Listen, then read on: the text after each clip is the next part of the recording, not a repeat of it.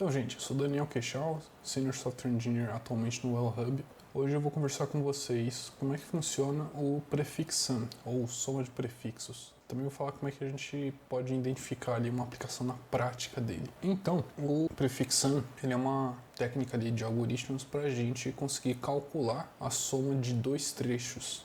Geralmente ele pega ali dois períodos. Por exemplo, se eu quiser a soma de 0 a 5 e de 2 a 5, considerando esse vetor aqui, seria isso aqui, e do 0 a 5 seria isso aqui.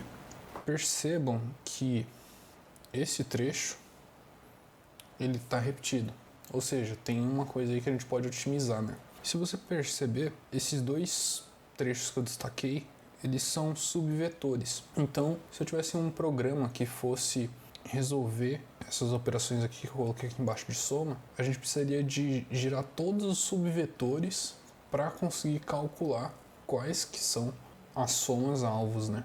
Quer dizer que eu teria um algoritmo n quadrático, que para cada elemento que eu tiver, eu vou ter que girar mais n combinações ali, certo? O subvetor 2, 2, 0, 2, 3 e a mesma coisa com todos os outros elementos desse vetor. Só que o prefix sum, ele consegue fazer esse algoritmo cair para n, que é linear. Como é que ele faz isso, né?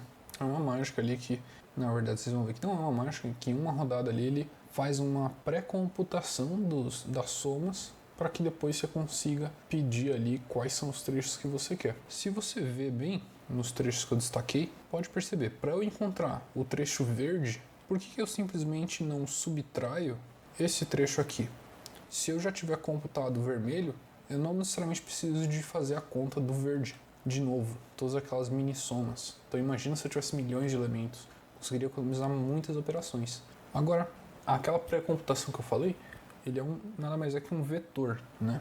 Então para cada elemento, eu vou somar todos os elementos anteriores. Então, para o índice 0, o que existe antes aqui do 0?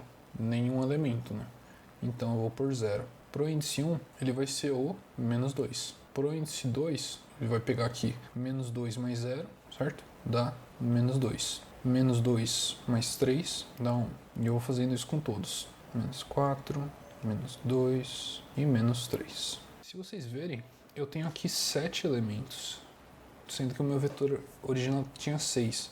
Mas isso é importante porque a gente sabe que o índice 6 aqui, que representa o índice 5, ele é a soma do vetor inteiro. Ou seja, para a soma de 0 a 5 que eu pedi aqui embaixo, eu só preciso de consultar o índice da direita, que ele passar aqui, mais 1.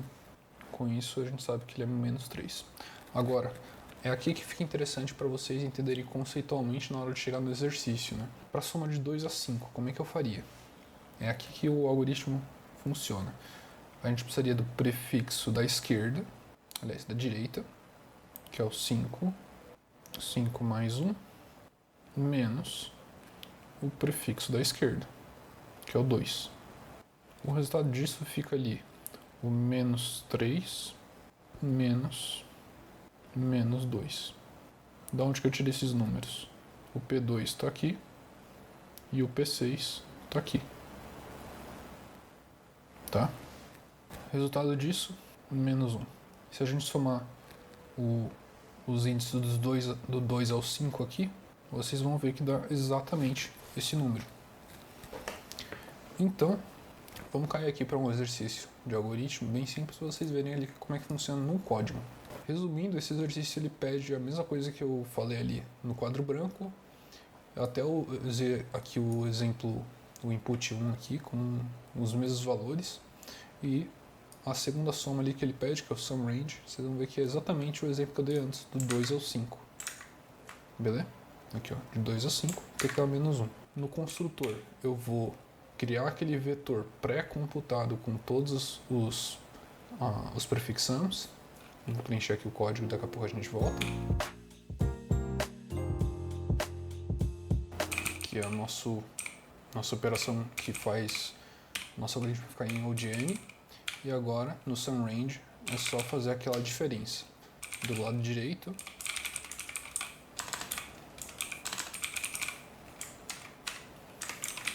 menos o lado esquerdo. Se eu fiz tudo certo, isso aqui deve dar o resultado que a gente espera. Esqueci de declarar as propriedades aqui, rapidinho. E com isso a gente conseguiu ali bater um exercício, um algoritmo bem eficiente aqui, certo, gente? Qual que é o único trade-off aqui? Que a gente está usando mais memória, né? A gente está usando ali, está duplicando, né, o nosso vetor de elementos. E assim, eu falei que eu traria também um exemplo prático sobre onde é que isso seria aplicado, né? Porque a gente vê muito disso aí, sendo falado do mercado, que a gente não usa no dia a dia e, bom, é aquela história que um engenheiro sabe como o motor funciona por debaixo dos panos, né? Onde é que a gente consegue ver isso?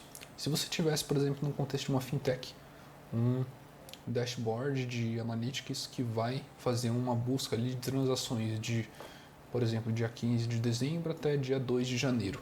Se você perceber bem, ele é exatamente um tipo de problema que lembra o prefixando, porque você vai pegar a soma de cada dia e querer exatamente um trecho ali. Agora você deve estar pensando, tá, mas o banco de dados resolve isso para mim. Sim, se você fazer uma query ali, o SQL fazendo sum, tal coluna, tal dia, entre período A e período B, você vai conseguir, só que vai ser uma coisa menos eficiente. Você pode tentar aplicar índices, vai tentar dar uma ajuda legal. Só que, se você aprendeu o conceito de prefixando direito, você vai lembrar que o que ele faz por trás é basicamente pré-computar os valores. Então você pode usar uma técnica no banco de dados que a gente fala de view materializada, que a gente pega os dados ali e pré-computa para fazer alguma coisa. Nesse caso a gente pode fazer os prefixums pré-computados e assim, na hora que você for buscar ali o seu resultado, você está conseguindo buscar em tempo constante aqui, né? Porque se você ver no nosso exemplo simples, é só uma soma ali. Só que qual que é o trade-off? De novo, a gente está usando muito mais dados, mas às vezes por uma eficiência que um gerente ali de negócios precisa para analisar uma base de dados muito grande com milhões e milhões e milhões de dados, pode ser relevante. E fechamos, gente.